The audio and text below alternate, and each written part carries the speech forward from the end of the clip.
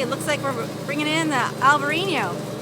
We are. We're bringing in the Terra Alta Albarino from Atkins Road.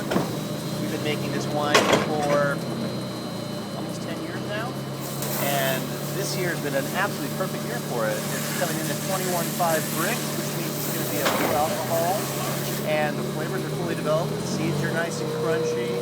We're just really excited about the quality of the 2012. Coming on the heels of having brought in our Verdelho, which also came in with just fantastic numbers. So far, 2012 is an awesome finish. What's going on in here?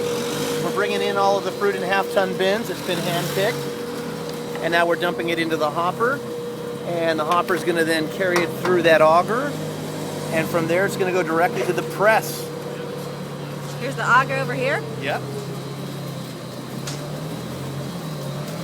You can see all of the fruit bouncing its way up. And from here, then it goes into a little pump that pushes it into the press. You follow me here to the press.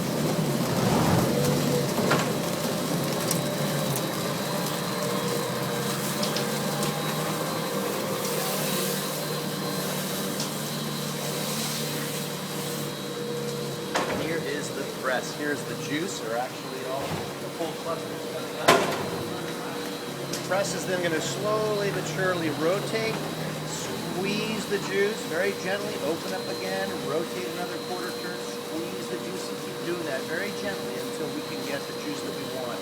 Very soft extraction so that we don't pull out too many of the tannins or some of the harsh, bitter components that can come out from too harsh of a press. Excellent.